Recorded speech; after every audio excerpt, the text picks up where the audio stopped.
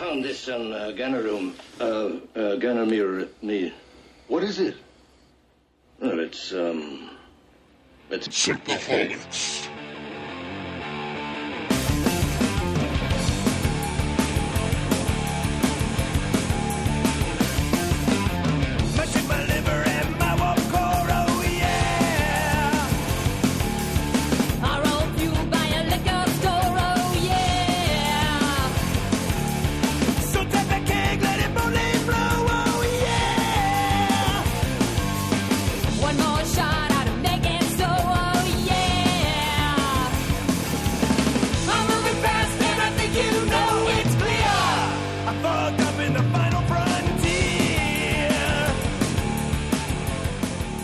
Welcome to Synthaholics, guys. This is your host, David Duncan, and with me is... Aaron O'Brien. We've got special guests tonight, because this is our non-Star Trek night of the month. It's a spooky night. It's a spooky night, yes. Lots of hauntings. In the middle of December. There's those Christmas ghosts of Christmas... Christmas past, Christmas present, you know. There you go. It's like the Nightmare Before Christmas. Oh, that's Trevor. Nailed it. Hey, what's up? Trevor, Hi. If you don't remember him, he wasn't sure who Emperor Palpatine was. Yeah, and now I know. Now knowing half the battle. You guys And we also have Josiah with us. Thanks for having us. And these guys are both from the Geekiverse. And off in the corner... Hello. No, what's your name? Yeah. What's your name? It's hello. We've established this. Well, listen, no one else said the wrong name. This is I said my name. Geekiverse. I may or may not talk. Well, you heard it here first, guys. So this episode we're talking about... Wait. Well, go ahead. We do have a little bit of news. I don't want to go into it too much because this is our non-Trek episode of the month. But because of the timeliness of the news, we just heard about this yesterday. Yeah. That Brian Fuller, not only is he done, he's not the showrunner anymore. He is done. He's not touching Star Trek Discovery until CBS calls him back. Apparently, Because it's Star Trek STD. He's like, I'm not touching he's that. like, I'm not touching that with No a. way. Well, didn't they're going to start filming in January, right? Right. That news did come out today, but yesterday, he said a couple months ago he stepped down as executive, as showrunner. Oh, so okay. we just thought he's still executive producer. So we thought, yeah, he's still going to be hands on with it and everything. Yeah. And then all of a sudden, it came out yesterday that he is no longer involved. All the work that he's done on the show is all the work he's going to do on the show, unless CBS calls him back. Oh, wow. And they keep citing that, he's busy with American Gods. He's busy with American Gods, but he all of a sudden became too busy when they gave a huge extension for when this show is coming out. Yeah. Right. So I'm just like, something smells fishy. Well, like I said, I have my two theories Yeah. on him. I think that either he's overcommitted and he just couldn't do it, or he just saw a shitstorm with CBS All Access and said, I'm not going to get involved with it. Huh. That's my two feelings. It's Maybe either a little both. Yeah, maybe both. I don't know. But, I mean, it's definitely one of those things that just I think, because he's a quality guy. He writes He quality does shows. Great stuff. And the couple things he did on Voyager was great. His Deep Space Nine episodes were pretty good for the most part, I Yeah, think. but- he does really good stuff. I mean, pushing Hannibal. Oh, my gosh. Yeah. That was a great show. But Yeah. it's just, I think he's just I think I got a bad feeling, and I try to be optimistic, but I think Star Trek Discovery might be a huge shipwreck, so. Oh, boy. I hope not. I hope not, I too. certainly hope not. But it's just now that he's not involved with it, I'm scared that maybe, his two scripts that he wrote could get totally reworked to fit in with the rest of the show that he's no longer has any involvement with. Right. That's sad. So I'm just I know he set a lot of people around him are people that he put there, so hopefully they'll go on with his vision, but who knows? Who knows? Who knows? They're not beholden to him anymore, so Right. CBS might be like, hey, change this. And CBS loves to do that. Yeah. Well, we'll find out, unfortunately, but that's where that's at. We were excited, now we're crestfallen. Now we're dubious. So. Robbie Palmer from Artful Gremlins was also supposed to be with us tonight, but unfortunately... Things didn't go right. Family being extremely ill. We're thinking of you, Robbie, so Yeah. Sorry you couldn't make it. We were wanting to have this big family of 3 podcasts to get together tonight, so you're here with us in spirit. It's right. Soon enough. It will happen one day for something else. That's right. Someday. Hopefully in a couple weeks. But today we are going, like we said, non-Star Trek theme. We're doing Star Wars Episode 3. Revenge of the Sith. Revenge of the what? The Who? The Revenge of the Nerds. Yes! Revenge of the Nerds. That's what it should have been after George Lucas struck out a third time. So I guess we're just picking up from when we did Attack of the Clones, and this movie I think is better than the last 2. Yeah, it has its moments. Yeah, Definitely. I think George Lucas kind of started hitting his stride again. I don't think it's amazing, but I think it's much better. I don't know how you guys feel about that. If you think, I think you said Attack of the Clones, Josiah, that you felt that was a better movie than this movie. Yes, and they're close, Uh-huh. I think, but I always liked Episode 2 a little bit better. Okay. I will Episode 2 is a Colombian necktie above. say- You can say that. So I watched Episode 3 with commentary for this. So the big You watched the one with all the actors, and I watched the commentary with just like the production team, like I did with Episode 1 and Episode 2. I want to die. This was a little more interesting because you had so many voices in there. I actually started to watch it because you said you were watching it, Yeah. and I got 20 minutes into the movie and I could not physically do it anymore. And I was like looking at my phone half the time, and I still couldn't do it anymore because like the production team guys said like the exact same things they said, just abbreviated so other people could talk. I was like, can you be any more lifeless? It is dry. That's for sure. like have fun. At least when Arnold Schwarzenegger did the commentary for Terminator 3, he's like, oh yeah, in the Terminator, her boobs get bigger so she can seduce the cop, and like he's like narrating the movie as it's happening. That's more entertaining. Like he's like, oh, I did this because I'm big.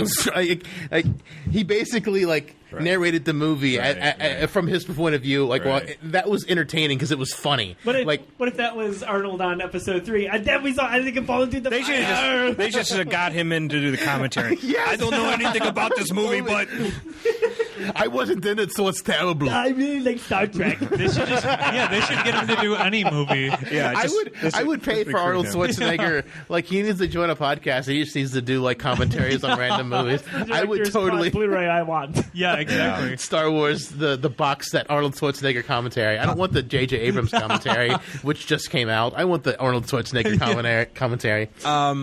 There's a thing with Star Wars Episode 3. Old habits hard to break. Yeah, I know. It's one of those movies that I put this when I saw this, I really enjoyed it. There's for a lot of reasons, but going back, I have like a good memory of it, and I don't like to watch it too much because it kind of breaks the good memory. What's the good memory of it? Did you have a nice date one night, or no? You know what it was, because I mean, if you go back in time, now we have Episode 7. We're talking about 2005. Yeah, Rogue One's coming out and all that. So we're all a lot of hype and excitement over it. But this was like the last movie at that point. Like, I didn't think there was going to be another movie, period. Like, this was it. And so I was sort of like, like the swan song kind of thing. Like, oh, this is it. This is going to, So I was, I guess, nostalgic when I was watching it. And also, but there was some awesome scenes, too. And this is where, we get Darth Vader finally. So finally, unfortunately, it happens way too late in the movie. Mm-hmm. I felt like actually watching this back, I haven't watched Episode 3 as much as the other films, in terms of watching it back throughout the years. And I think I only saw it once in theaters, for what it's worth. But I saw it 3 times. It's down from 7 on Episode 1. it was a sliding scale. It's a sliding scale. It's like as my dreams got more and more clouded, and I got older, I'm like, wow, giving up. They're just, yeah. I'm not missing anything anymore. It's just no, this isn't working. I felt like the commentary actually made there are certain things that it brought about that made this a little bit better for me, believe it or not. Wow. When some of the actors were talking, not so much the production team. But the actors don't matter because they're just playing the part. Like they don't have really any real say behind anything that happens, though. True, but some of them, which at some point throughout the podcast, I'll probably throw in points here and there. But they brought up certain things about their characters' mindsets that made it a little more... Right. The Hayden Christensen have a good excuse for the really bad acting on the balcony. It's like, it's just because I'm so in love with you. Is love blind then? At least Natalie Portman can She's bad in that one, too, at though. least, Yeah. At least she's phoning in better than he was. I don't know. That's just uncomfortable all around. It's also because the dialogue was terrible. That dialogue, according to the commentary, it was written after everything was done because George Lucas felt like there needed to be a transition scene where they're happy in their marriage before things got crappy. So he just did that as pickups. I guess And a lot of which is why it's so bad. He should have just been walking around in a wife beater with like gravy stains. That would have been great. You know, like, Bye-bye. give me my beer. Why don't you just force pull your beer over here, Annie? Don't call me Annie. You used to like it when I called you Annie when I gave you that little chip You used to force cut my fruit for me. and feed it to me seductively. You don't Dang do it. You don't cut my. You don't force touch me that way anymore, Annie. All right, so what, Josiah? You were going on at saying something before I interrupted you. No, I think episode 2 I still give a little bit of an edge to. Okay. I think universally, episode 3 is generally revered as the best of the prequels. I would have to agree. It is the best of the prequels. Like I said, I think on our first episode with Robbie, that I think I fell in love with Star Wars because like one of the first scenes I ever saw was Return of the Jedi, all the small little ships flying around with the big ships, and it's something I've never seen before because Star Trek only deals on a big ship scale. Right. Like Star Trek, like their small ships are shuttles and they don't fight really. I mean, you get the Delta Flyer and Voyager that does a little bit of fighting, but usually in Star Trek, only the big ships do the fighting. So when I saw this, all these itty bitty ships flying around the big ships, that just blew my mind and made me super excited. So, Revenge of the Sith, the opening scene where there's like that calm before like they dive into like this crazy battle, like this is what I was wanting since Return of the Jedi. Yeah. Like it didn't happen in episode 1. It didn't happen in episode 2. Finally, we get a space battle. Well, in there were episode space 3. battles, but this was like a kick-ass space Like a large scale it space was battle. There's a lot huge. going on there. Like a planet-wide space battle that like we never really saw in any Versus of a the- one-on-one. I mean, there was like Yeah. you kind of had the ship, but I mean, the only reason there's so many ships is because Naboo ships are terrible. Yeah. Yeah. And then in Attack of the Clones, you had a one ship versus one ship. Right? Right. Boba Fett versus Jango Fett versus Obi-Wan. Right. And then that's not. I mean, it's just a one-on-one space battle. That's not as exciting as like just giant space battle. Oh no, absolutely And not. then they had the buzz droids, and that ruined it for me. The buzz droids killed my buzz for that scene. Really? It didn't bother me that much. It's just Yeah, especially as a kid, I really liked seeing the buzz droids. I thought that it was a really good idea, and I still kind of see them like that. Obviously, for episode 3 especially, and he kind of went off the deep end with like Jar Jar. He just tried to make everything comical. Like even the super battle droids, they're all have, they're like, funny silly. They voices. kick and they And they never had voices like that in episode 2, which just because like they're way bigger than the regular battle droids. They're Right. more like the dark. Arnold Schwarzeneggers of the battle droids. Yeah, exactly. They should have had those voices. That'd have been awesome. That would have been really, really good. Sports droids.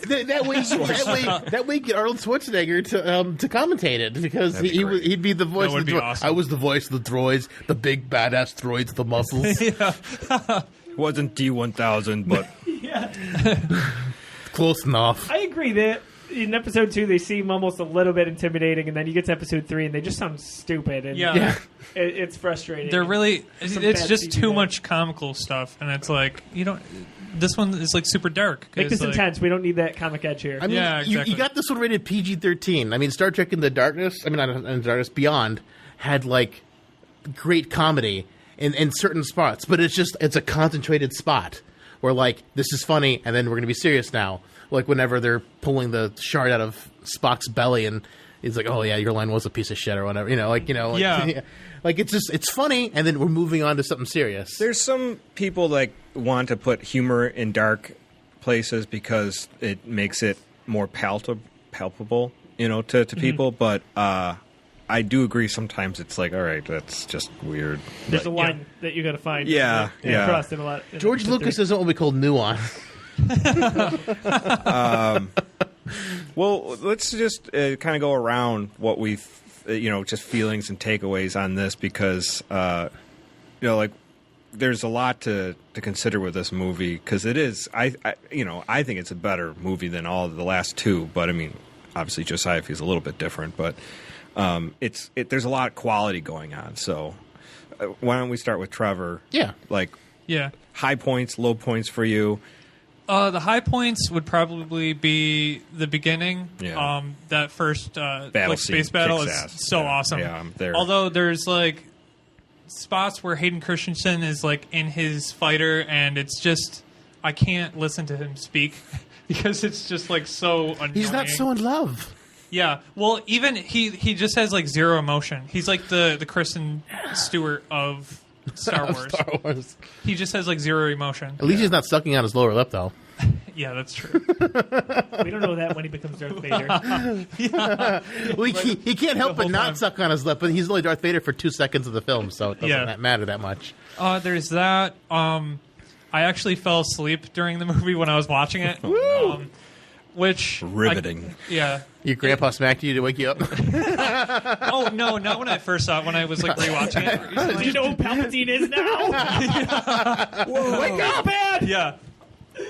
Yeah, I actually knew who he was now. So, It made a whole world of difference. The thrill is gone, baby. there were so many different points when I was rewatching it recently where I would, I've seen it so many times just because this is probably my favorite prequel. Mm-hmm. So when I was rewatching it, I just rewatched it the other day, and I would be watching the movie, and then it would kind of get to one of those weird, annoying love scenes between Padme and Anakin, and then just tune out. Yeah, I would tune out, and I would start looking at my phone, and then I would realize that 20 minutes went by, and then I would look back up, and the good part of the movie was coming back, and I was like, oh, okay, awesome. Right. So there was a couple of moments like that. The scene between Anakin and Palpatine where they're at the opera or There's something mesmerizing about that scene. Yeah, that whole scene really got me. Yeah. That scene was actually supposed to take place. I'm sorry to interrupt you. In his office. In his office. That was supposed to be in his office, according to the commentary. And they were like, yeah, George Lucas, I think it would be too boring to have another scene in the office. Thank God, George Lucas. Thank you for not putting us in another office scene. Didn't nuance, though, really make that atmosphere a little bit better? Just a little bit creepy. This is a space opera. Yeah, because you don't know what's going on. Yeah. But yeah, that whole scene really got me. And we were talking about it earlier, how it's a meme now. That whole story that he tells about Darth Plagueis. Me and my buddy James, shout out to James, we always send each other these memes of, have you ever heard the tragedy of Darth Plagueis the Wise? And when I was watching the movie, I took a Snapchat, and I switched my face with Palpatine's face, and it was really funny. I sent it to him, and he was crying, laughing. You need to send that to us, and we can put that on the on album cover. It was so funny. That's great. Well, we were talking about this earlier too, and I think that scene is probably that's probably the best scene in the entire film. And that scene right there, I think that scene's to me is because it immediately made Emperor Palpatine the most interesting character in all of Star Wars. I want a spin-off film about Palpatine and about Darth Plagueis. I want to know more about that, because just that story and him hinting at all this stuff, that's way more interesting than anything that has happened in the prequels. Yeah, I mean, I've been reading the Darth Bane books. I'm almost done with those, and would you like some strawberries for $5? I don't know. There any kind of expanded universe stuff where they talk about the Sith Lords from the past is always really, really cool. So learning about Plagueis and Palpatine and I don't know, just any of that stuff is always really, really good. So yeah, I'd like to see a movie about Plagueis and Palpatine. That'd be really cool. That'd be cool to see. Any other? What about low points? I mean, obviously you were kind of zoning out on some of the low points. Yeah. Well, like towards the end, Scenes are Hayden Christensen and Gladys Portman on the screen at the same time. Yeah, exactly. Anytime they were in like their apartment, their like bungalow that had like that balcony, I've always been like, okay, so they were trying to keep it secret, but they have like this high-rise apartment, which It's the same one from episode 2. Yeah, Everyone knows. Normally, like if you're a celebrity and you want to get away and you have like If you're going to shoot heroin Paparazzi droids. and you're a celebrity, you get a basement apartment with like very small windows. Well, no, even like if you had like the top level, nobody can come and see you, you know what I mean? Right. Unless they have like an equally tall building. But it's like Star Wars, so everybody has speeders. All the traffic flies above your apartment. There are jetpacks. Somebody's going to find that out. Yeah, they'll just be like, yeah, paparazzi for sure. So there's that, and then anytime a Jedi is killed, like a super powerful Jedi, like I don't know, like Plo Koon or Kit Fisto or like any of those guys. God, it's just It just bugs me so much. But that's what I was talking about episode 2. Like episode 2, like totally demystified and wussified the Jedi. Like the guy who blocks 3 blasters from Jango and then falls to his death. I'm like, what? Yeah. I like to think that guy was an intern. And they ran out of Jedi to bring to He was that poor guy. She was the librarian that was told the planet didn't. Get out there and fight. I don't know how to use this. What's this lightsaber? But yeah, any of that stuff, because they always make out, all these master Jedi. Yeah. Or especially the part where all those Jedi get killed by Palpatine in his office. Right. It's like he kills the first like 3 Jedi super fast. It's like, don't you think if there was 4 like Jedi that are on the council that they would be able to take on one Sith Master?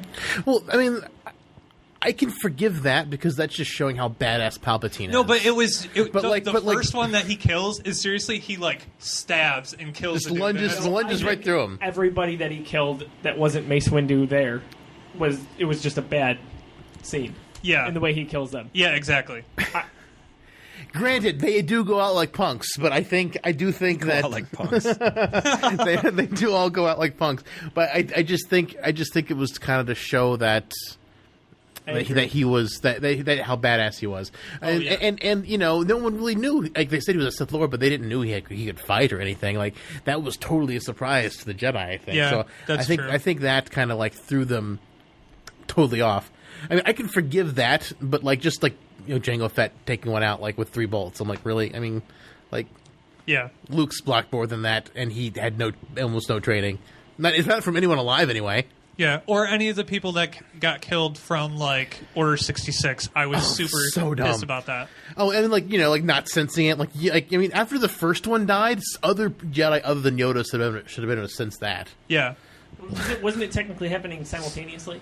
Yeah, I mean, I guess so, but not really. Yoda was like having heart palpitations about it.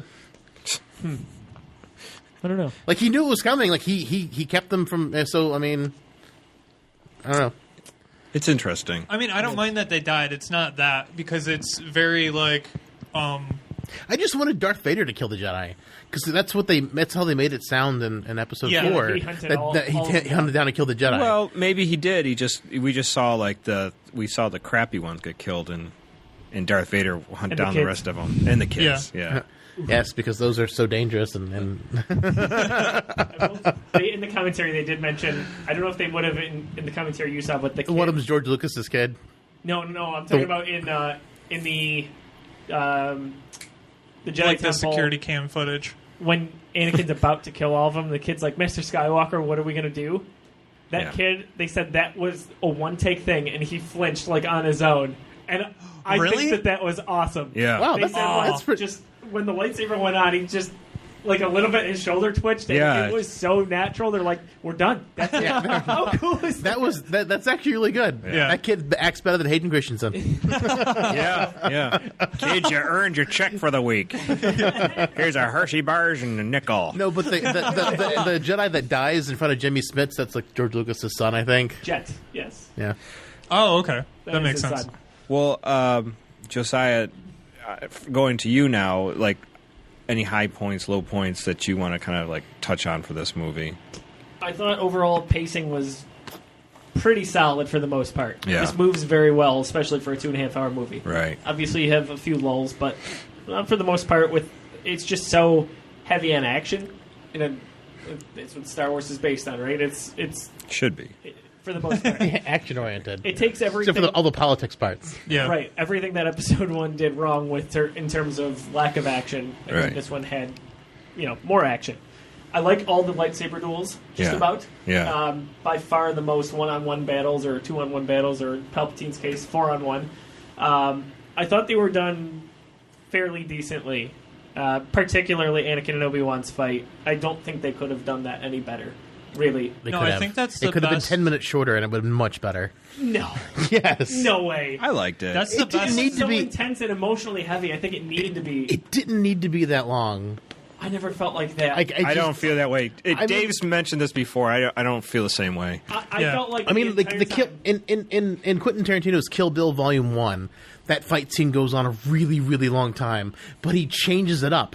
It goes from like color to black and white to silhouette to what we like should have weird done. blue. Like I mean, like People are like, It's "What just- movie am it's I just- watching?" I mean, it's just. I mean, like it was a great sword fight. I think that sword fight was way better than the episodes Obi-Wan. It was impressive, but it was long and drawn out. And Quentin Tarantino knew this, and so he kept changing the style of the film every few minutes to like make it look different. Yeah, but Tarantino can play like that.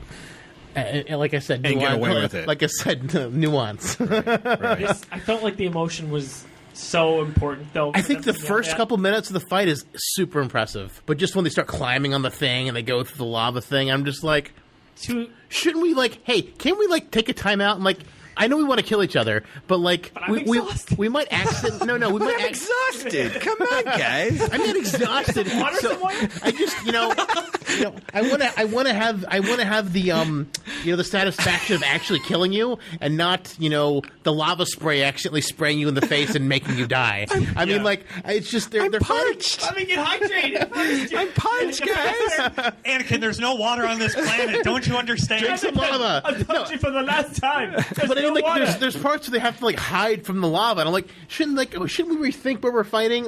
Shouldn't we fight in the place where we can kill each other fair and square and not Did you guys have bring any environmental water on the problems? shuttle with you? Man, I should have thought about this. with Padway's detail. water might break. Oh, disgusting. Okay. Well, here's two counterpoints to that, I'll say.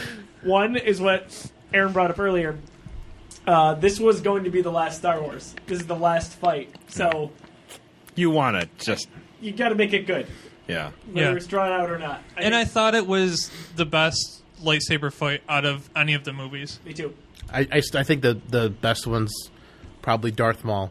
That is an extremely impressive fight. Yeah, that's definitely number 2 My for second me. favorite's probably the Episode 7 fight, only because the lightsabers cast light finally. To me, to me, that nuance of how that looked in the snow and cutting the trees down and all that stuff like that. Yeah, that looked cool. that just made it look. I would say those are my top 2 fights, and this one's probably down really, really far I like Liked it for a different on the reason. list. The Episode 7 one. You were going to say something. Empire Strikes Back fight between Luke and Vader. I think that's pretty cool, but is a good one. but I'm old school, so excuse me. Excuse me while I kiss the sky. You young punks. I would rate that above the Revenge of the Sith one. Well, okay, so lightsaber battle. Yes. Anything else that comes to mind? Any low points too? Yeah, low points. I definitely had, in terms of low points, I think we kind of touched on it with the some of the battles with the Jedi dying a little bit too easily. It almost seemed like, Yeah. whether that was done by design or not because they're shocked at what's happening, that's a whole different story. But CG, I thought at times was very sloppy. Really? Oh, yeah. Give me some examples, because I thought it was I thought it was at least mostly as good. solid. So Dooku entering kind of the throne room early on. What? It was just weird how he flips off. Yeah, yeah. The cape or whatever he's got. Yeah. And I Completely CG Yeah. Christopher Lee there. and then the part of what makes the commentary so painful is that they have to say, "Oh, we did a CG Christopher Lee there. We didn't. We couldn't get a stuntman to do that, and it would be too hard to rig him up." Christopher Lee wasn't available that day, was what they said in mind. And I'm like, what? He's filming Star Wars. Yeah. I'm sorry. I think they only had it for like a day of shooting for that, Gotcha. Okay. and they just did the close-ups. Everything else was a stunt double or CG. Yeah, I can see that. I just that's one example. Another one, But he didn't need to do a flip like there. They could have just had him walk down a thing. Like it's just bizarre, like a weird. When Obi-Wan and Anakin are fighting Dooku, and Obi-Wan goes down, Dooku brings down the thing on him. that looks really bad. Yeah, that looks horrible. They should have scraped his legs off. Yeah, no, I mean, literally, he should have been like just like a smear on the floor. Yeah. Done there, but not even that. He moves. Do you see? Yeah, Yeah. it looks. Again, I Yeah, can't remember it. yeah. He moves. That does look really bad. It's real bad. Yeah, yeah. With Palpatine's fight, like I know he's supposed to be uber powerful, but it looks like he makes some really goofy faces there, and the timing seems off with how quickly he moves. Yeah, the whole It doesn't match up to me. the whole battle between Palpatine and Mace Windu, they both make really weird faces, and they also, I don't even know, that whole choreography of that battle just seems really sloppy to me. Yeah, Like some parts, and then other parts are really good. I think like the mid portion was good, but anytime they'd slow it down and it would just show Palpatine like before he goes to stab at Windu, it looks bizarre to me. Yeah, He exactly. phones it like from a mile away, and Mace Windu still can't block it good enough. Yeah, exactly. But you're also filming two people who have no idea how to wield weapons. Probably like Samuel L. Jackson's used to shooting people. I mean, in movies, not like swinging a sword around. So, Yeah. and like Ian McDermott, I mean, he's yeah, actor, yeah, he's a but- great actor. but he's like what 60 at this point. Like it's not. At least probably. Even older. I don't know. So I mean, it's not like he's in prime fighting condition anyway. Yeah, I agree. There was one other thing I think that comes to mind with the CG, and it was I think with the battle droids, right when Obi-Wan and Anakin and Palpatine get caught in front of that ray shield, when the one kicks R2, it just looks like a cartoon. The super battle droid kicks R2, and There's just some interactions just don't need to be there. I totally agree. I know Yeah. it's supposed to be funny, but that didn't even bother me. The humor bit of it, it was just that it looks bad. Right. For such a movie like this, you can't screw those things up. And They just spent so much time on everything else. Like I think they said that compositing and doing the opening space battles was like a year. yeah, Especially, yeah, I mean, but and it's such a high level of production. This is like the high watermark of any movies that would be out there. It's like when you mention things like that, you're like, why would you make that choice and then not follow through? But I think a lot of these CG issues stick out worse now in 2016 versus 2005. I felt about this. I think probably the same way since the movie came out. Oh, really? I will say that's a good point. That as we get further away from it, you'd think it would probably be more prominent. But I think some of the stuff that looks great still looks really still great. holds up. Oh, yeah. it does. Which is crazy. But they were also pioneering. I mean, they were using the most recent special effects, subset surface scattering. But I all see sorts it a of stuff lot. like that. I see it in different movies. Like I don't know if I've mentioned it on the podcast before. I know I've talked to you about it before. Is the remake, Peter Jackson's remake of King Kong? Oh yeah. The one I love most of the movie, but the one scene where the brontosauruses are running down the ravine. Oh, and they're yeah. chasing. It's the worst rendered looks scene. really bad, It's yeah. a terrible scene. Somebody should have said something or done or just scrapped the whole scene. It didn't have to. You could probably get away with most of that scene not being there. Yeah, that was an already long movie that didn't need that. That scene. did not need Yeah, it. exactly. And it wasn't in the original movie at all. And so. then they cut out stuff that was in the original movie. Yeah. There was a couple of scenes I was looking forward to see from the original movie. I can't tell you what they are now, but at the time I was like, oh, I want to see this scene. And then it's like, it wasn't there, but there's all these other scenes that weren't there that are. I'm like, Yeah. huh. Well, anyways, but so yeah, I mean, it confounds me when you have a high production level for a movie and then you have scenes like that. You're like, It's like they didn't get the third and fourth pass or something like that. somebody should have just said no. You go back and rework it. I was kind of like that with episode 2, and when Anakin's riding on the back, he's like standing on the back of that big fat thing on Naboo. Yeah, that looks awful. It's terrible. When he's riding that, and when I saw it in the movie theater, I was like, this looks horrible. Yeah. I mean, I was the kid that didn't know who Palpatine was, but I still saw You knew this. that looked bad. Yeah, I was Your, like, oh, this your is shit horrible. meter was going off like, nope, Wow. nope. No, something's not right about it. Oh, it's man. great. How about you, Dave? For this, high points, low points. of this High movie? points, like I said earlier, the Palpatine, Darth Plagueis talk, super high point. the space battle until the buzz droids came. Like the first opening part of the Obi-Wan Anakin fight, it was really intense. When they're inside and they're out of the elements, like that was really intense and good. Low points, like I've got the high ground, Annie, don't try it. Okay, you were hanging by your fingertips and you jumped over a guy with a double-sided lightsaber, or 2 lightsabers in each hand at that time, and you didn't get a scratch. It's a Jedi Master. Yeah. So was the Anakin at the time. Yeah, He's a big Jedi Master. Well, he was a Padawan at the time in Episode 1. Mm-hmm. I'm just like, oh, I've got the high ground. Like, what does it matter? Jump to the side. Jump anywhere else. You could have jumped and like. It is the big jump, which is funny. It's just like what, like that just killed me. I'm just like I mean, like, if you're going to be on a lava planet and he gets burned, like, make him jump and, like, a lava flume comes out and gets him, and Obi-Wan's like, oh, I don't have to do anything now. Like, something. Like, you know, I mean, the whole point of him being there is so he can get burned, because that was, like, the lore of what happened, how Vader became Vader from, like, you know, 1977. That was, like, the lore that was nebulous and somewhere out there.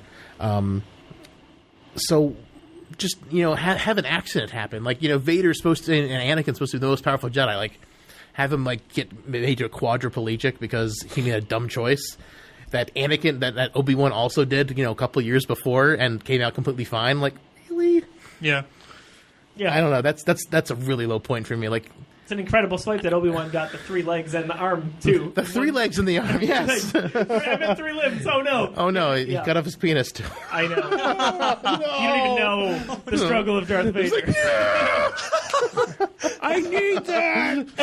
His voice is only so low. I hate you. It didn't care about his arms and legs. His penis was gone. Like, I hate you. My legs. I can never have sex with dick. I can never have sex with Padme again. I hate you. Well, I don't think she was going back to that anyway. Yeah. But After he It was force all chokes downhill from there. after he voice chokes her for because he was moody, like, That's another thing that I don't like is that he flips so quickly on her. yeah. yeah, Like, everything else is tough enough, but that he just all of a sudden decides to lose his mind on and chokes her. The whole point of him going to the dark side, it's like, come I on. know. I also think a low point for me is also the Padme dying in childbirth, like giving just dying for. She's got a broken heart. I'm sad, so I'm gonna die. I'm like, you just gave birth to twins. You should, like, you know, mope later. Like, and then, you know, and also in the commentaries, and this will come back to this point, but in the commentary, they're talking about how George Lucas is such a stickler for, like, oh, we got to make the continuity work. You know, how the fighters in the opening scene, they've got to be in the right place and the right time because I'll be the right number of buzz droids. Continuity is super important. Yeah. Leia said that she knew her real mother and that she was really sad. I only recall Luke being shown to Padme's face before she died. Maybe that was a fourth Force vision that Leia tapped into. We don't really know what Leia's strength is in the Force in this canon, so That's true. I don't know. Not yet, I just think that yeah, right. that, you know, she should have, you know, Maybe that Leia's Padme should have the just Sith Lord. Maybe she's Leia's a Sith Lord the Leia's whole Sith. time. Leia's definitely Snoke. yes. Oh, I can't wait. That'll be great. You heard it here first. Leia Snoke theory. I hadn't heard that one before. Now I want that to happen. I really do. And Aaron, what about you? High and lows. Like I said, I didn't want to go back and watch this because it's like, you know, looking at like old photographs of happy times, and then you notice that maybe you weren't so happy. That's not how I remembered it. That's so sad. Like, I wasn't that happy. I was just young and dumb. I was just, yeah. I didn't know who Palpatine was. No, there. I mean, obviously, some of the scenes that we've already talked about touched on. The opening sequence is awesome. Just there's very little that's bad about it. I do like. I do like the last lightsaber battle between Obi-Wan and Anakin. Darth Vader getting actually his armor on in the whole apparatus has a very Frankensteinish thing going on. I kind of like that. Yeah. Yeah. I also like the.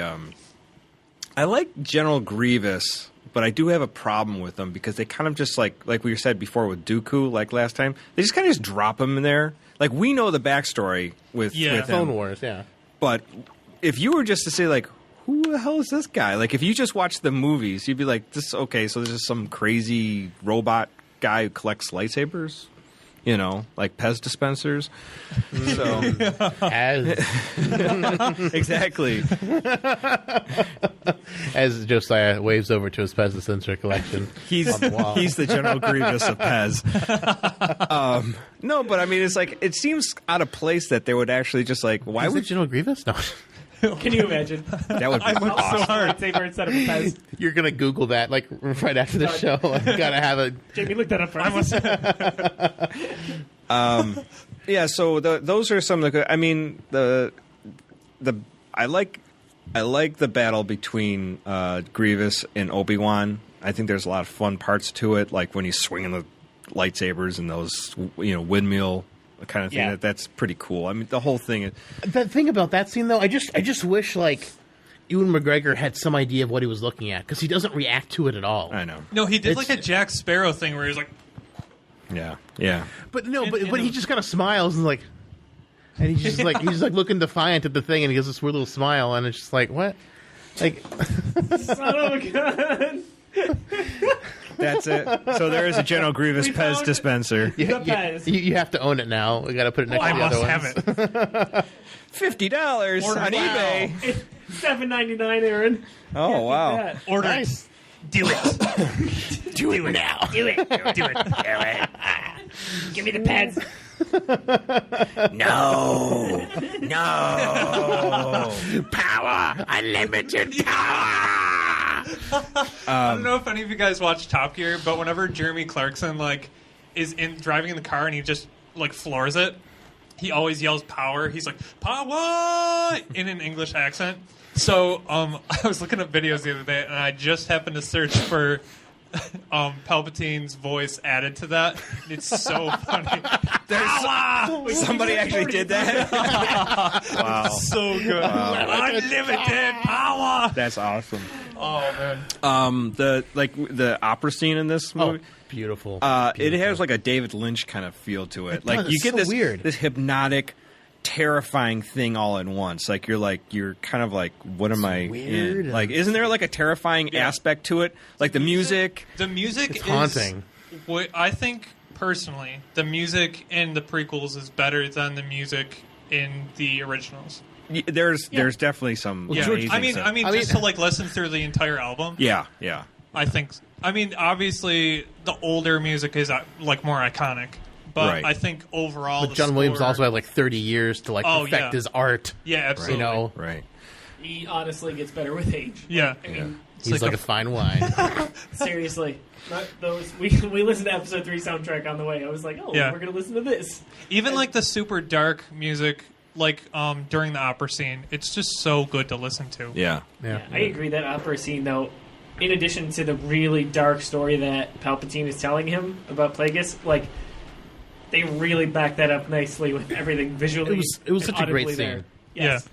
Yeah. It is. You feel like entranced. I don't know how to even a seduction of innocence, and it's not even that. You don't quite know how to put it, but it's just there's something even Well, but definitely seductive at the same time. It's definitely Yeah. a seduction scene. It's like He's preying on getting his him to fears come at to the that dark point. side. Yeah. Yeah. Oh, yeah. And it's just like getting him what he wants most. He's showing them all the good parts.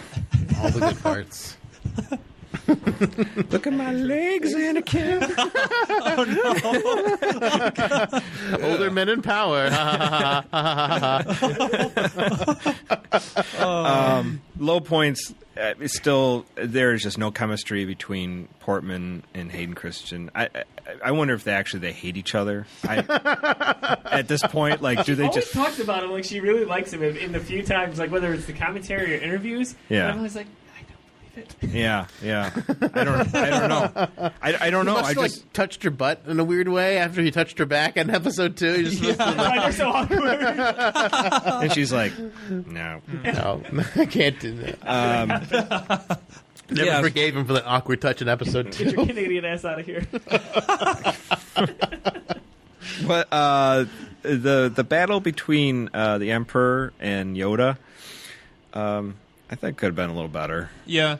We talked definitely. about that. There were some really, really nice points. And then when they got to the Senate chamber, yeah. he just, again, is like a little too goofy for us. Yeah. Yeah. Just the way he starts flinging stuff, the way he makes those noises, he's like, ah! Yeah. Stop it. Yeah. And isn't there anybody else in the chambers? It'd be like you going into like the floor of Congress and just starting like a fight Throwing with the somebody. chair. To be a crowd. Like of people grabbing the walking chair around. and like smacking someone Or at over the least head like with a it. janitor or something like that. Yeah, yeah. Like Stanley should have been sitting in one of the things and just been like, oh, what's going on?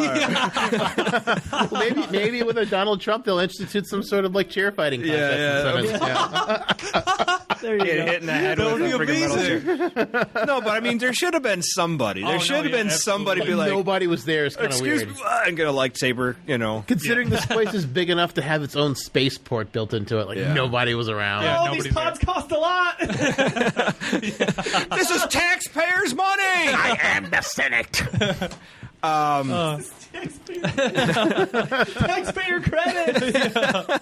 It's so much. Yeah, so I don't know. Presumptive executive powers through the chancellor. Yeah, that's another one. I don't know. So, anyways, I mean, there's a couple low points, but those are the high points for me. Yeah. Jamie, do you have any high and low points? she shakes her head in sadness. Finding Nah. the Grievous Pez. Grievous Pez. She's a reference person. Unlimited power. Speaking of unlimited power, I think like a lot of people say that that Mace Windu beat Palpatine in that fight scene, and I've always been of the opinion that he let him win. Oh yeah, definitely. Like a lot of people are like no. I'm like the only way it just doesn't make sense. He killed the other three Jedi without a problem, and Mace Windu. So I mean, like, it just like so he was just toying with Mace Windu until Anakin I think he could let get there. him disarm him. I had one too many beers, and it's my first beer. Show's called Synthaholics. You're in the right place. I think he let Mace Windu disarm him because Yeah, he he felt could the presence feel- of yeah. Anakin coming in. And they always felt like that lightning being thrown back on him is just reveals his true self. Yeah, exactly. Not like because the story of Darth Plagueis. Who knows how old the Emperor is? That's why he's become the most interesting character. Who knows his actual age? Yeah. If he's been siphoning life from people. McDermott mentioned something super interesting in the commentary that he always felt Palpatine had his mask on when he was in Senate or Chancellor, and like him looking normal was actually his mask. That was his mask. And he said like I had contacts in essentially, but when the lightning hits him and he goes to the form that we see him in from Return of the Jedi with that that white messed up old skin and the red/yellow eyes, he's like that's like the true face of Palpatine. Right. Yeah, that's how I always felt. I always felt that it was just revealing his true form. Like he just couldn't hold up the guys anymore. All his power was being sucked away, Or didn't want to. Yeah, or he just didn't feel like holding it anymore. Yeah. because he had Anakin in his pocket. It's like I can not For sure. not do the facade anymore. By the way, that prosthetic that they had on his head, it just looked like a giant ass. Like a did. weird, Like- wrinkly... I was thinking the same thing. looked like he... No, you know what it looked like? It looked like he had There's Star abs on Trek his aliens that look forehead. like that. That have the ass for like from the Riker one where he goes crazy. Yeah. I forgot the episode. I can't remember off the top of my head. Damn it. Yeah, I know. Like in Star Trek, they have like super Frame of weird mind. looking aliens, kind of like that. Like Worf has like that weird thing on his. Your head looks like a fanny. Is that a fanny pack on your head? Yeah. I'm surprised I knew his name, to be honest. Yeah, I knew one thing about Star Trek. Yay! I know a Keep it character. unlocked. And you win nothing. Absolutely nothing. Nothing. Ultimate nothing. What was I going to... I was thinking, too, for... Oh, man, I lost my train of thought because I'm thinking of nothing. I don't know. I lost it. So you were talking about Oh, the Ass way that face. it's yeah, The head looks ass face. Yeah, that's why you're bringing up his head like a fanny. No. that's what- I was thinking something before we got to the fanny part, Oh, but gotcha. I lost it. The fanny... Fanny throws money off. Yeah. My fanny head. My fanny head brings all the boys to the yard. Teach you, but I have to charge. There you go. Ice, baby. No. Just combine two songs. That's great. Yeah. Absolutely. So Dave knows nothing about music, and all he knows is Ice Ice Baby. And lots of Metallica. but it's Metallica. just- He knows a lot of Metallica, but that's Hey, about that's okay. Yeah. Fair enough. I was raised on classical music and Scottish music by by my parents. So. So Metallica is a mix of both. An angry Scottish person. Yeah, James Hetfield, yeah.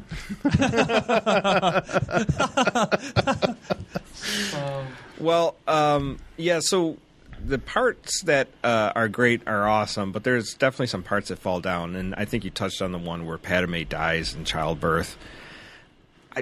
They could have just said that Anakin injured her too much for her to live. I don't know. Anything could have. They could have even done a scene where like maybe he threw her and like the concussion. Yeah. It was going to kill her. Yeah, she just kind of collapsed. She got choked a little bit. I mean, that probably would have endangered the babies more than her. I mean, you can get a little bit choked and not be harmful to you. It would have been kind of cool if he like threw her and like broke her neck and she died that way, and then the only way to no, but I mean, it's so cool to kill Natalie Portman that way.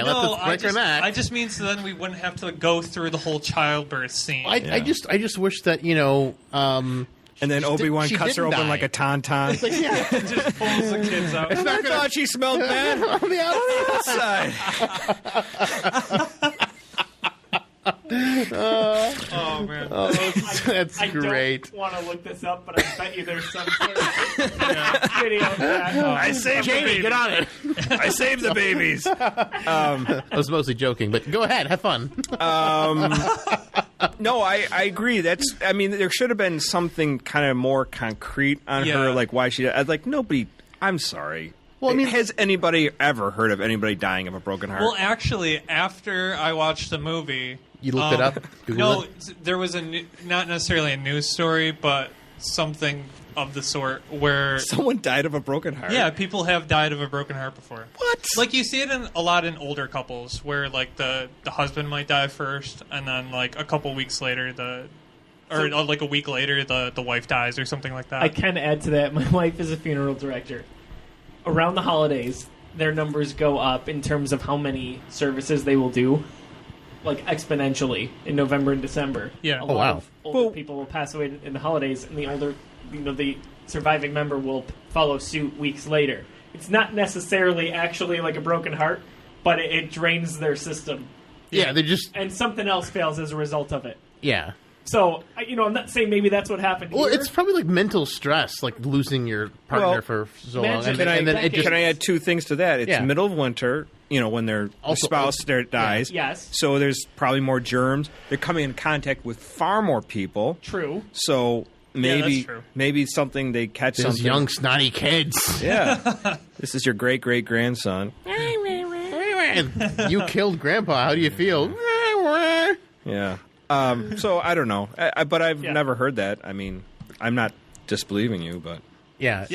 I thought it was something about like they did a study after the movie came out, and everybody's like, "Oh, that doesn't happen." And then they did the study where it's like, "Oh yeah, it actually It can. It happens, but usually it happens in senior citizens. Like, does it happen for any young people? Yeah. Like it doesn't really happen for people who are like in their prime. It doesn't exactly. force a natural cause, to Yeah. happen, especially if you're younger. And now that we're talking about babies, like I've always just Obi-Wan walks up to to Uncle Owen and Aunt Beru, and it's Hey, like take this baby. here, like your sort of half brother, or like is Owen like actually Shimi's son also, or was she from a separate marriage, From a previous marriage of Owen? I thought he was half brother. So Owen is the guy you see in episode 3. His dad Klieg is the one you see in episode 2. Well, you see both in episode 2, but he marries Shmi.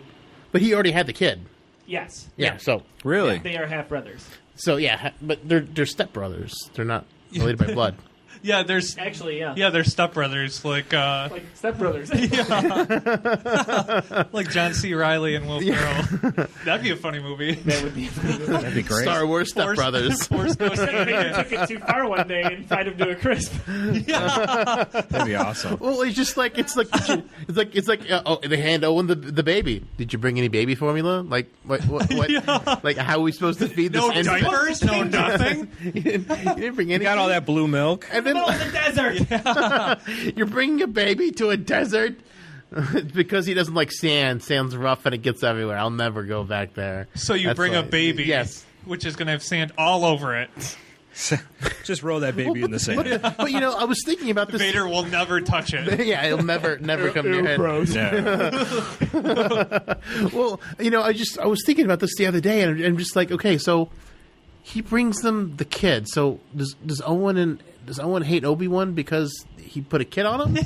Like, does he? You hate ruined my life, like, Obi-Wan. Yeah, you gave me a kid. Like, I mean, I just like, why does he? Well- If he hates him so much, why did he take the kid? And second of all, like, Obi-Wan never met him ever before. How did he know to go there? That's a good point. My takeaway is that Obi-Wan was staying on Tatooine to sort of just watch over Luke and make sure nothing happened. So he's probably just like that annoying guy that kind of showed up every once in a while and was like, Hey, that kid I brought, is he okay? yeah. So maybe They would have known that. Well, they knew Anakin was from there, so maybe there's just like a resentment, not like a hatred, just like that guy again, I think part of it may be like, just dude, stay away. Yeah, it's like you're weird, okay? Last time you came over, you brought me a kid I didn't want to raise. He probably was grumpy to begin with. Yeah. Baru was probably like, but we gotta keep him. I think it came from they know what happened to. I don't know if they would know what happened to Anakin actually. But did he like? I would love to see a scene. It's like, well, remember your stepbrother? Yeah, he killed a lot of people. Here's this kid. Have fun. Don't tell. Yeah, don't tell anybody because he might come in here and kill you too. Right. And I'm just gonna walk away. He hates him, but not that much. I'll be 10 miles up the road if you need me. I'm gonna go build. I'm gonna go build a house. For some power converters. So that I'm seems very lonely. I'm very lonely. And then Leia sort of goes to Alderaan, She gets raised like like in like golden teeth in her mouth. yeah. The nice end of that deal. Didn't she? Yeah, how did that- honestly, what the heck? At least she Look at me wasn't. like, what the fuck, man? At least she wasn't on the planet when it blew up. At least she's got there. That's Yeah. true. I saw a great meme. It's like, Tarkin. Yeah. Tarkin guaranteed no unemployment on Alderaan. And there is zero unemployment on Alderaan. And I was like, yes, Tarkin 2020. That's solid. One of the things that was in my mind in 2004, leading up to 2005 for this movie, my hopes and dreams were like Darth Vader would happen like way sooner in the movie, and then there'd be like a cut forward to 20 years where like they'll have some kind of other person play Leia. She gets the plans for the Death Star, and then they start running, and then the Star Destroyer comes after them. So that way you could take out Episode 3, put in Episode 4, bam, you're right there. Like that's how I wanted Episode 3 to end, with just like the blockade runner flying away from a Star Destroyer, so you could put in the next movie. That's Get cool. right going. I just was like, oh, this would be so great, the way to end it. Just skip forward. In Rogue One. Just skip forward. Well, I mean, maybe Rogue One will end that way. That would be fantastic. I do think we're going to see some sort of tie-in almost immediately into Episode 4 with that. But yeah. Well, maybe. I was hoping that what's her name? Emilia Clarke from Game of Thrones. I thought that she was going to play like young Leia at the end of Rogue One, but then as soon as she's in the Han Solo movie. yeah, exactly. But I mean, they could have brought some of these. I mean, there could be a cameo. I doubt it. it would be really nice, though. It'd be a cool. It would be a really nice tie-in. Yeah, definitely. There were a few things that were cut from the movie that or never even made it kind of to the, almost like the actual production. But Lucas had told us early on that we would absolutely find out about Anakin's father. I guess we don't necessarily know that. Well, I think he implies that the Emperor is his father. Like think so, whenever he too. looks at him, like I think that's meant to be inferred. I agree, but I guess there had been something else that was like this is it, like for sure, like no room, no gray area. I don't know. I like this one, but because Lucas said that in the lead up to it, I was like kind of really expecting it. Really? Because I was super obviously into Star Wars at that time, and I read everything I could. In one of the interviews, he's like, "You'll find out Anakin's father." The other thing was we never found out really who Sifo Dyas was, did we? No. No, and At all? No, No. not at all. And they kind of brought that up in the Clone Wars cartoon. I thought Sifo Dyas was Dooku, which is his Jedi name. That's what I assumed so, too. that's what I thought. That's what I think they said in the commentary, that Sifo Dyas was his Jedi name and Count Dooku's his Sith name. But then I think that was one direction they were going, but then I read on that he was actually just Dooku when he was yeah, because Jedi. Dooku was Qui-Gon's like master, Yeah. and like Count was like a family thing from his Yeah. family that he took that name back like, when he Left the the Jedi Jedi Order. Order. yeah, because his Sith name was Darth Tyrannus. Oh, yeah, Tyrannus, not Sifo Dyas. I don't know. Yeah, But I thought Sifo Sifo Dyas was the code But name. I don't know. Sifo Dyas would be his Jedi name because Dooku was a Jedi before. Well, Sifo Dyas in the Clone Wars cartoon had character. Yeah, he had premonitions that there was going to be a giant war coming, and he went to the cloning factory on Right. Kamino and like commissioned this. Okay. Without the council's like orders to do so. Who's paying for this? Yeah. Who's got this I money? assume they don't make clones of the goodness of their heart No, but yeah, and then arm them and train them. He was like He had the Republic credit siphoning card, money. so Yeah. he was like, "Who has that credit card?" It's like, what is this charge for 1 million clones on Camino? Hey, let me call Camino tech support. Hello? I don't think I ordered this. Can I get a refund on my... you It's like definitely ordered this. it's like an 10 Amazon. years old. Yeah. What are we gonna do all these goddamn clones? They're just No, they, no, they were originally trained just to be janitors. Yeah, all right. And then they were a galactic janitor force. But it's like they couldn't pay their bills. Like they were going to arm them, and we're going to take that money back. That's right. That's Why right. do they come with armor? All they need is a broom and a mop. That's why they're all terrible shots. Because they're real good at cleaning. Yeah, But they've only been programmed. vacuum cleaners. How about that conversation? Hi, I went behind your back. I ordered 1 million clones. I'm sorry. It's non-refundable. We've got to use them. But he was killed by like bounty hunters or something like that. I guess Yes, Dooku because- had something to do with that whole thing. Yeah, no, that's exactly They what it were was. friends. And then I assumed early on that Sifo Dyas was Qui-Gon, or maybe like another name for him. Yeah. 'Cause it seemed like something he would have done. But Yeah, Well, but before the Clone Wars cartoon came out, that's what I assumed. I assumed one that it was either Dooku or Qui-Gon. And yeah. But my only thing was in Attack of the Clones when Obi-Wan says it was ordered by someone named Sifo Dyas, and Mace and Yoda look at each other and they're like, he's been dead for a long time or something like that. Yeah. I think they make that comment. So that's why I didn't think it was. 10 years ago. Yeah, The yeah. Sifo Dyas spinoff. Netflix series. But, what was I going to say? Too much beer. Too much beer. No, but I am really bummed that they didn't like bring that up in the movie. That's one of Yeah. the things that I wanted. Wasn't brought up. Why was that One never of- resolved? One of the That's interest, not good. yeah, it should have been resolved. He puts in all these mysteries and like, oh, let's do 15 minutes of political stuff. Fun. It's kind of like No one cares Lost. about To see this. anything political. Like, just stop. You know. No. I remember what I was C-SPAN in space.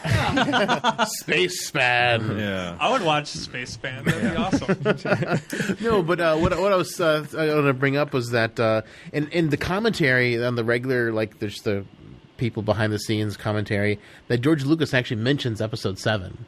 So keep in mind, this is like within weeks or months of the release of Revenge of the Sith in the movie theaters. So he's like saying, he's talking about the Senate because, of course he's talking about the Senate. And he's like, politics has always been in Star Wars. You just have to look for it. I'm like, yeah, kind of, not really. not really, I mean, they mention the Senate like in passing 2 or 3 times in all 3 of the original movies. Right. But he's like, well, it's big in episode 1, 2, and 3, and then it kind of goes away in episode 4, 5, and 6. But then it'll make a comeback in episode 7. And he said that. He said episode 7, like he was going to do it. But then a couple years later, he said, I'm not doing episode 7. Nobody's doing episode 7. It's never going to happen. And then a couple years later, he sells it to Disney. Asterisk Disney. Well, see, he's the ultimate flip-flopper, right? Like, Yeah. how many special editions do we have? Things that would change in all these different versions. Well, he also throughout said the he years. wasn't going to do the prequels either for the longest Correct. time. Yeah. Well, you always said that he was never going to do it because he couldn't. The technology wasn't feasible for him to do. But the it. thing is, before Which that was a during cop-out. episode 4, he was talking about 3 trilogies, and he even told Mark Hamill, "I want you to come back in 30 years and play an old version of Luke, so you can be like, And there's an interview of a very young, crazy looking Mark Hamill with a weird haircut talking about coming back in 30 years to. Yeah. So I mean, like he had these like grand plans, and he just like kind of gave up on them. It's just so weird. He had a 4th trilogy written. So he had a 7, 8, 9, and then a 10, 11, 12. That I think he outlined them. I don't think he really wrote them because Outline may be a better- he didn't even write the prequels until like right before they were supposed to come out. So I mean, yeah, maybe that's fair. Disney owns those treatments, and they basically looked at him and were like, we're going to do our own thing. Which was probably for the they just like, Yeah. thanks George, we'll throw them in the You can't trash. Go back now. Like, there's no more Star Wars flip-flopping. Well, the thing is, like, Kathleen Kennedy, I think they were talking about just doing spinoffs after episode 9.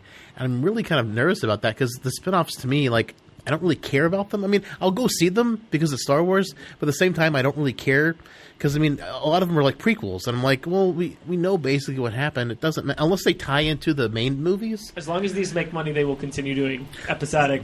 But I want a 10, 11, 12. I want to see, like, I hope they don't kill Mark Hamill so they can do a 10, 11, 12 as soon as they get done, so he can carry on and actually have his Jedi Academy, like Yeah. I was hoping there would be in Episode 7. Sure. Like I want to see him be in as many movies as possible. I don't want the huge gap, like 6 years of just spinoffs and then before another trilogy comes. I think they're done with that older cast. I think they're going to do away with just about everyone at some point here in 8 or 9. Yeah. Yeah, for Unfortunately. sure. Just in absolutely. case, because We need the Jedi Academy to come back. Like I don't want there just to be one Jedi hanging out. That's Like where you're going to have Rey or whoever they make. Right. I want Rey to turn bad. No. Yes. She's too sweet. Don't You talk can't do about that. Daisy Ridley that way. Yeah. No, but that would be like the ultimate thing. Like have it flip halfway No, through the movie. Leia, Snoke, and Leia Snoke. Can't have 2 bad guys. Kylo Ren turns good and Rey turns evil. This is how it's gonna be. You see those memes where like they've changed them around graphically? Like she's basically in a dark image, dark clothing. Yeah. And he's with a green lightsaber. It looks interesting. Yeah, it does I look would really love to interesting. see them flip in the second movie and have her go bad. I want to see a female antagonist. Snoke was supposed to be a female antagonist, and then they changed their mind at the last second. I'm like, come on, Snoke could be female. We don't know. Leia. we don't know. I don't know why I called it first. set the holics. Set the holics for all your newest Star Wars theories. Yeah. We gotta come up with a new one. We're always reacting to theories. Let's do that. Oh man, Leia Snoke. Let's do it. that's good. We'll find out next year. Yeah, we will. Yeah, I don't know. I do think. Yeah, I think you're right. They're going to just phase out all the older. Cause, I mean, It's the passing of the buck at this point. Mark Hamill is still viable, but I mean he's not going to be around forever either. I mean he might have been. Well, no. He's the same age as Sir Alec Guinness was when they did episode 7. Right. No, I'm just thinking Leia would actually be youngest. She's the youngest out of all of them. She was like only. She's She was 19. Is that? She was Yeah. 19 when they were filming. Yeah. For the first film. But she's gotta be 60-something. but she's lived a very rough life. Yeah, so- she looks way lived an 80-year-old older than. life. Yeah. Yeah, she. Yeah. She. If you know anything about her back history, she's She doesn't even remember shooting episode 5, wow. 5 or 6, one of them. Yeah, gosh. I believe it. That's crazy. It was a crazy time. Yeah. Lots of heroin. Yeah. Lots and lots of heroin. But Harrison Ford. yeah, I heard that she had that affair with Harrison Ford. Did you guys read that excerpt at all? Yeah. Like there's from the book. Yeah. It's intense. Yeah. And it's not like graphic. It's just her mindset and her emotions and this like need to like be with him, and it's like, Right. Yeah. wow, like that makes you look at things differently. Yeah, but she was 19. He was like 36 or something at the Sure. time. It's just like Sure. I mean, she's a kid, and in Hollywood, and you got Harrison Ford there. married And with she, kids. and she even mentioned that because her mom had an affair, and her father had an affair on her mom, and how it broke up the family, and she like it was devastating at the time, and she's like, I know what that's like, and then I go ahead and do it, with Harrison Ford, who has Getting super deep now, guys. Yeah, I know. Yeah, we do wax philosophical some here. Sometimes I hear, But yeah, but it was one of those things. You're just like, wow, that's Yeah. crazy. Yeah. That happened. But that doesn't surprise me in a lot of ways because I heard she went through a lot of the casting crew though. really, I don't know. Yeah, I don't know. that's what I heard. I don't know for sure, but poor Mark Hamill. I think I might stay away from that book. I don't want her. I don't want her. my cloud your mind of Carrie Fisher. Yeah. Oh man. It's bad enough. Yeah, We'll leave it there. just go see Postcards from the Edge. That movie, because that's all based on her. So Gotcha. yeah, it's a good movie. I never heard of it. You're not surprised. You're just gonna laugh and like, I did not surprise David. You uncultured swine. There's just other things than Star Trek and Star Wars. What? Yeah. Get out of here. You're lying. I'm not. What? Like what? Pokemon? No. What kind of thing? Yeah, there's that. You're younger. Oh man. Yeah, I don't know, but episode 3, I think is like I still think it's the best out of all the prequels. But like I said, it still doesn't quite hold up compared to 4, 5, and 6 for me. Oh, It's just, no. Granted, yeah. Actually, my wife's favorite Star Wars movie Is of is any 3? of them, which is crazy to me. Really? Well, I mean, that's kind Why of isn't she here? Yeah, yeah. as Cracker somebody who like isn't necessarily completely in love with Star Wars. I mean, I don't necessarily know if Lauren is, but like I could see that because I've showed,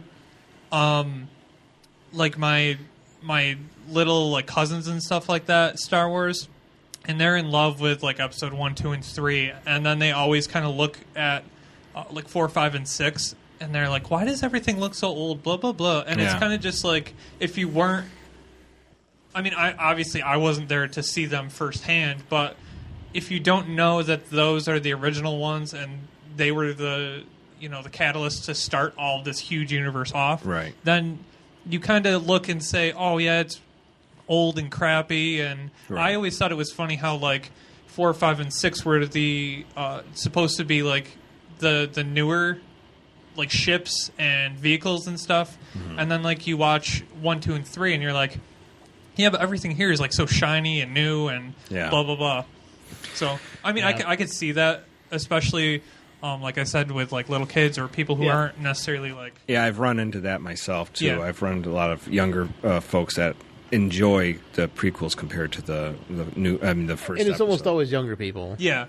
But like Sure. like I mean, back in the day, like the Empire's been around for 20 years at the point where Episode 4 starts. So like I think George Lucas was trying to be alliterative, where he's just like everything's like imperfect, everything's dirty and grimy because this Empire just caused everything to It's grinding everything down. degrade I can totally make sense of it. over years. And before the Empire, everything was nice and shiny and perfect. Yeah, it was like a golden age. know? Yeah, it was golden age of everything. So I mean, like, so I think that maybe that's why the Naboo ships were gold. I will say we talked about it the other day because I was like, we're coming on to this podcast. We're going to talk about Revenge of the Sith, and she was my favorite one. I go, still, and she goes, possibly not. She's like, it might be in a tie with Force Awakens. Force Awakens is my favorite of any of the 7. Empire is probably tied with it. Mm-hmm. But interesting. I mean, so we were 15 when we started dating, but I introduced her to all of Star Wars, basically. So she would have seen all 6 originally with me. So if you look at it that way, it's kind of like some of these kids who are their first introduction maybe is Star Wars Rebels. You know? Wow, yeah. Like, think of it that way.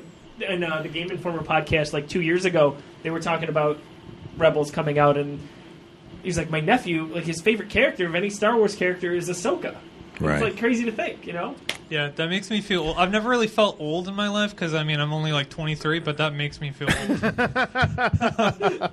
I'd love to see Ahsoka come live action. I'd love to see her. Like, That would be really Rogue cool, One yeah. well, there's not many Jedi in Rogue One except for Vader, I guess. So She'd be a I'd just good love candidate to for a see. standalone movie or something Oh yeah, like that in a few years, I think.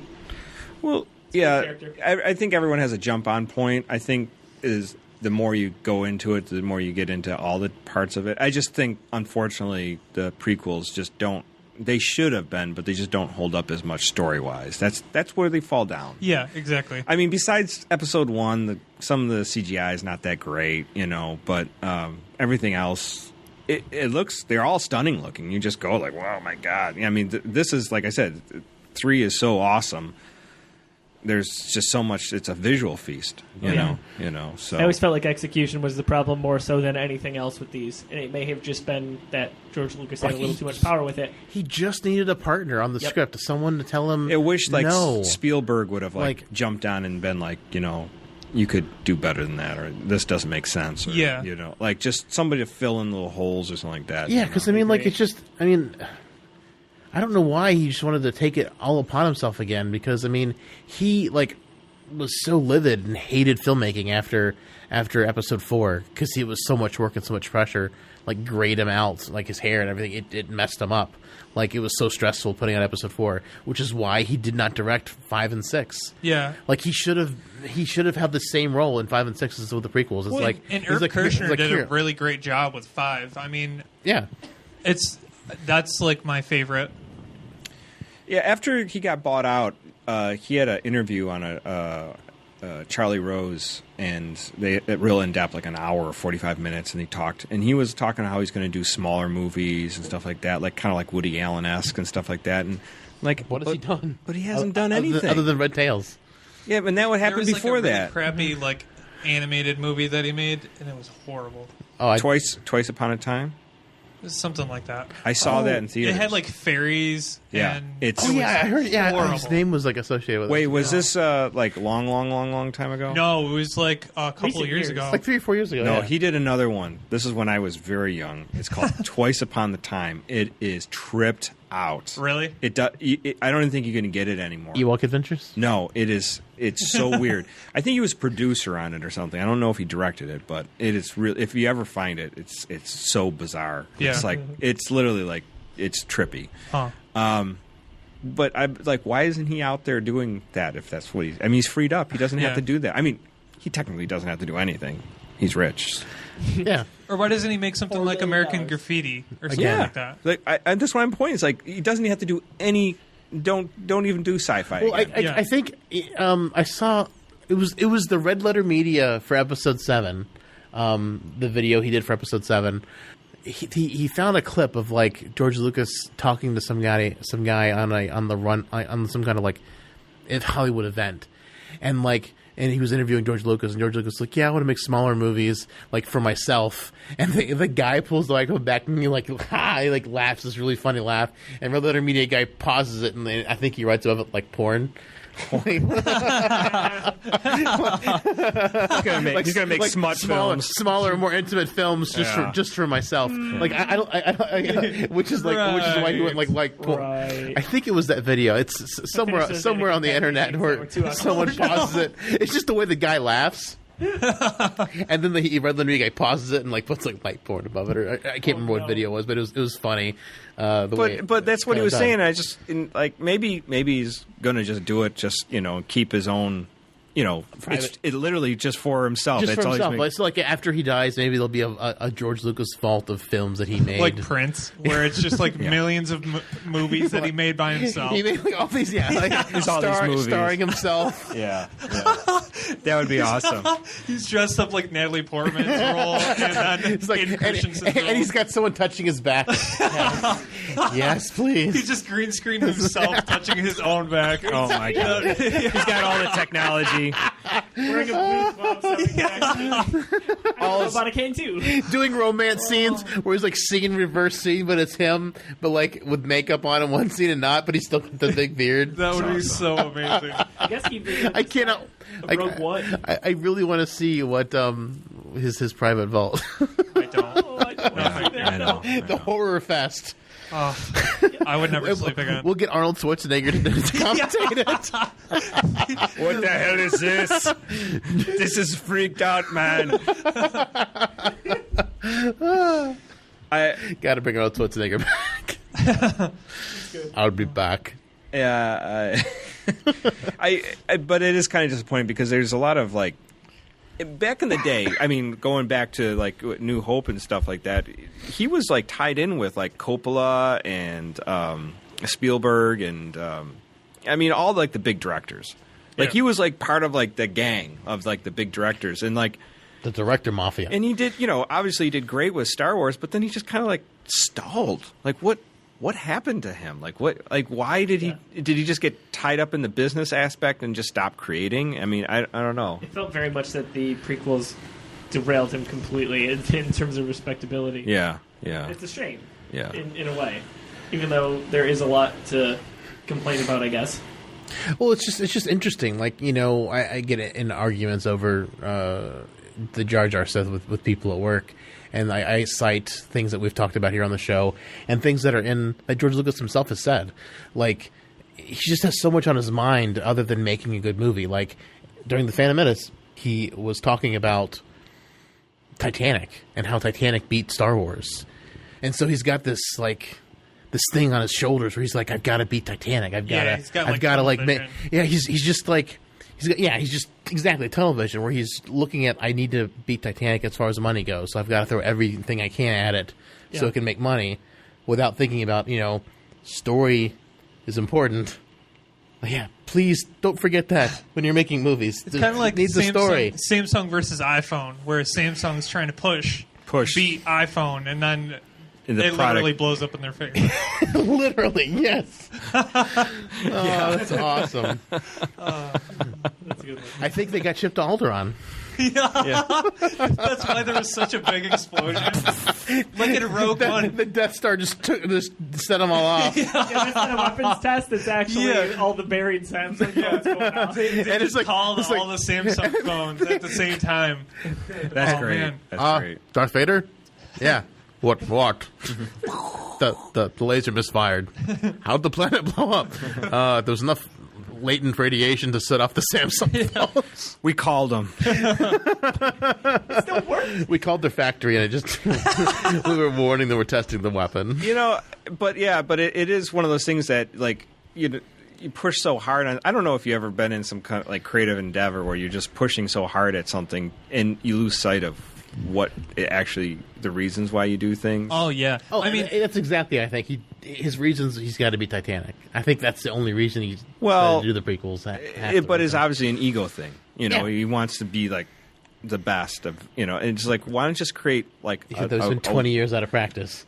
But why not create an amazing story and what you're good at? I don't know. It just seems weird to me that he just kind of just Definitely. Yeah, I remember in school, like, this one specific moment, now that we're actually, like, talking about it, I had, like, an epiphany, like, oh, wow. We were doing a project. I went to school for graphic design. So, like, there was a bunch of kids in my class that were, like, super good. And our teachers would always tell us, like, oh, yeah, listen, this isn't, like, class like high school. This is, you're competing against all your other students that you're learning with. So I was always like, oh, yeah, I need to do, like, better than these people. Did someone start whistling the Hunger Games little whistle? And we all jumped into like the giant cornucopia that had like arrows and stuff in it. But raise their hands. You can't be better than me if you're dead.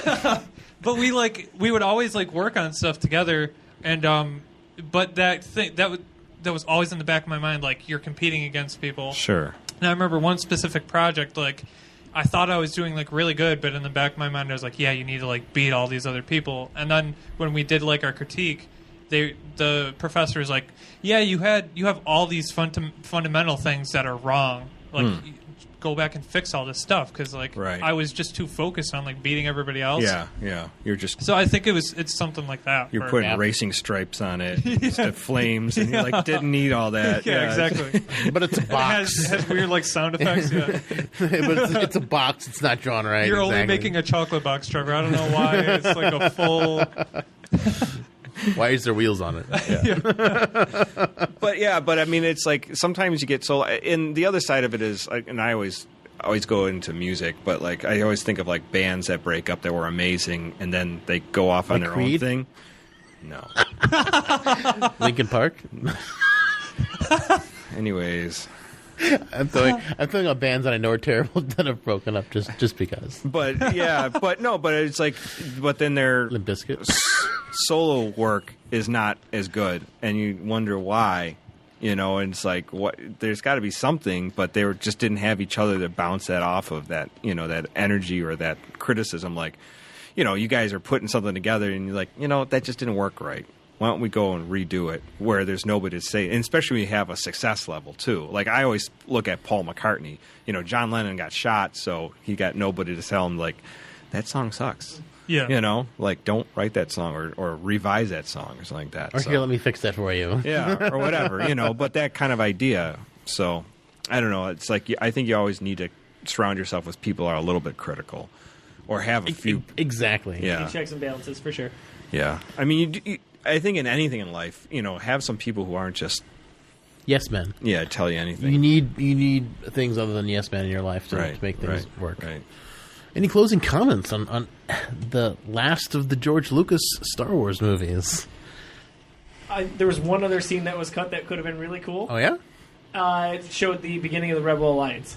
It had Bail Organa, Mon Mothma, and Really? Padme talking about. Oh yeah, that's actually a deleted scene on the DVD you can watch. Yes. Oh, that's good. Yeah. Kind of when Natalie Portman, when Padme talks to Anakin about being on the wrong side or questioning it, that scene was supposed to actually be her with them, and they're questioning like, what are we fighting for at this point? Yeah. I kind of think that would have been awesome. But Should have asked it like years ago. the girl that played Mon Mothma, Same one in Rogue One. Rogue One. So Wow. she kind of gets her That's chance to do awesome. that. Yeah. Yeah, go ahead. I guess you'll have to pull out the deleted scene. It's Yeah, a I good didn't one. know that. Yeah. I've There's never some seen good it. deleted scenes. They have one early that Shakti dies. Oh, that's so. Yeah. I hate that. Like, That's don't uncomfortable. kill Shakti. Yeah, I'm not shocked.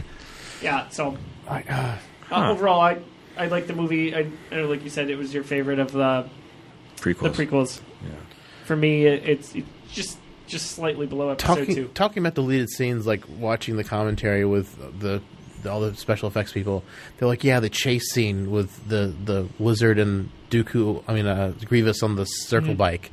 They said that was like they had an hour-long cut of that chase scene. What are you doing? An hour long? That's crazy. Yeah, they had several scenes in the movie that were just action scenes, but they had hour-long cuts of these scenes. I'm like, what are you doing? Like, why would That's you? insane. Why would you work on a scene that's an hour long that Well, yeah, can't especially- be an hour long in the movie? Yeah, it cannot be an hour long in Like, the movie. it's Kind of Why? irrelevant, Yeah, honestly. exactly. It's just like there's a couple. I think the opening fight scene was also a lot longer originally too. He said he wanted the opening scene to be That's like, kind of cool. I would like to see that. I wouldn't have minded an hour of dogfighting. I Yeah. could have done without buzz droids in that hour, but but no, I hate the buzz droids. Yeah, it's so weird. I'll find you a Buzz Droid Pez dispenser. No, Like 10 of them. no. Buzz droid. I'll put them in a blender. Will it blend? How about and you guys with the Geekiverse? Anything that you guys are you working on that you guys want to bring out to our audience? Yeah. We just last night recorded our Rogue One preview episode of our Star Wars podcast, Walking Carpet. So that will possibly be up by the time you're hearing this.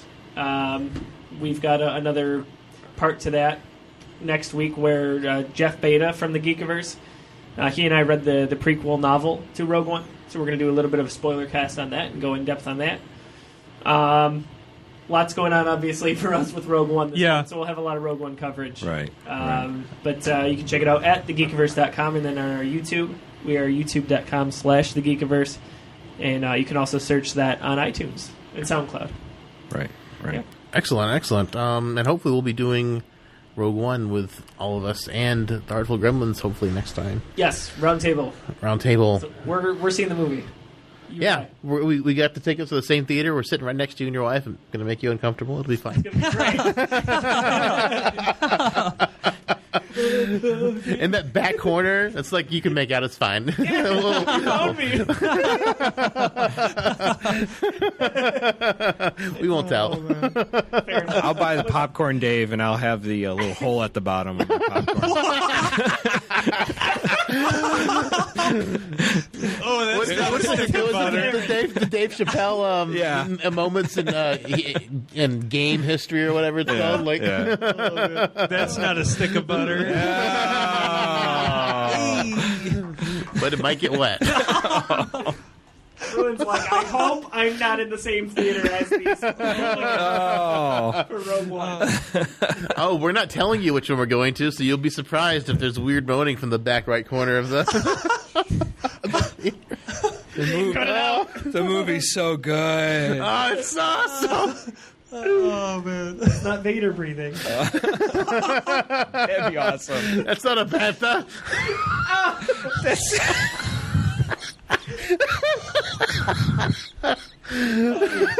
Oh my god. They made Star Wars a dirty thing. There's Minox out there. I've got a bad feeling about this. chewing on the power cable. Oh no. Oh, that's a rough experience. I'd be like, cut it out. Gotta get the doctor, shave it and tape it. Oh my god. Oh, We're gonna have fun. Holy crap. It'll be Rogue One After Dark. it will be after dark. It gets dark early nowadays. We're coming right to the studio afterwards to actually have a discussion, so I am excited about that. Yeah. That'll be fun. Cannot wait. It'll be great. Sweet. Well, all our music was provided by Warp 11. You can find them at warp11.com or Warp 11 on Twitter. You can find us on Twitter at Synthaholic Duo. Me personally at David_J_Duncan. I'm at Blackbird 2004. Josiah. I'm at Josiah D. LeRoy. I'm at Trevor_White_. And for all my insights, you can find me at LeRoy. Opens and closes. Yes, because she spoke so much during this episode. I hope you guys were able to glean some great knowledge from She found the her pet tonight. dispenser. That's all that matters. So. She found the Django video last time. Yeah. She got the Oh yeah, forgot about She's an invaluable part to the show. So from Absolutely. research. Jim from research. that. Jim, we need some research. What do you want to research? Anything. Just find it. Just we need the research. Oh man. We can build it better. Yeah, and then go on to iTunes and rate and review us if you have a chance. Tell us what you think of us. Give us lots of stars. And tell any friends. Tell them about us because we need to grow the show. We need numbers. We need more people to listen to the show because the more people to listen, the better it is for everybody. That's right. That way you can have someone to talk to about, hey, did you see this Synthaholics? And if they say no, what are you going to talk to them about? Yeah. The weather? No. Come on. There's got to be something better than Sports? No. What? Sports? The sports are boring. We got Synthaholics to talk about. Right, They right. do crazy things. And if you like the stuff, if you like what you hear, and if you have questions or you totally disagree with anything we say, we want to hear about it. You can right. email us at synthaholics@yahoo.com and join our Facebook group, facebook.com/groups/synthaholics. And if you think we're worth giving $1 to, we've got a Patreon, patreon.com/synthaholics. Throw some money. Money. Go support folks. I like to listen to Synthaholics sitting next to a fireplace in my robe with wine. Wow. Wine, yeah. That's one way you could experience it. Yeah. Yeah, you Smelling it. Taking that synthy goodness. The lights are turned down like Natalie Portman in episode 2. I imagine myself like in the scene in Attack of the Clones where Yeah. she's got the, The stealth-free dominatrix outfit on. Yeah, Right. exactly. The fire and that, it's basically by my. Do you and your wife reenact that scene, or No, I've tried. She said no. I'm still working on it. Well, you just gotta buy her the dress and trick her into like a cold lunch. I'm gonna build a fire. My Canadian Force accent. I'll get there one day. Guy Davis, who's not here with us because we have no internet here, he can find him at GS Davis Art, and he also has a Patreon. He's an artist for a living, so you can support him at patreon.com/GS Davis Art. yeah, he's great. He's fantastic. He's great insights when we have him on. And he does his own podcast, the Rocky Mountain Geek Tank. So Rocky Horror Geek Tank. the Rocky Horror Mountain Geek Tank. I'm just a sweet transvestite. Poor guy. He doesn't even know that yet. He will. He will. All right. Well, thank you all so much for listening. May the Schwartz be forced with you. And we'll both shit our pants. You're the best drinking friend I ever had. Shall we test? Test. A test. Oh. You should turn your mics up. I don't usually use those channels. Yes. Excellent. Hello? Hello? Hello? Hey. Is this Guadalupe? I mean, Consuela? See. She... Consuela, she come to clean. No. It'll leave a film. No, Mr. Superman, No, I clean. Mr. Superman, no here, no. What if I give you the money and you go get the pledge? Oh. No. Have y'all been running with the Scott thing at all? Damn it! Oh, forgot about him. I knew we were forgetting something. Like his origins were saved, and they are at the end of that episode. They are the outtakes of the episode. After the music stops at the end, it goes into where he came from. Adam, where Aaron was like Geek Scott game. Oh yeah, that was the origin. we did talk about some guy named Steve the other day. Oh, I thought we were still testing. I was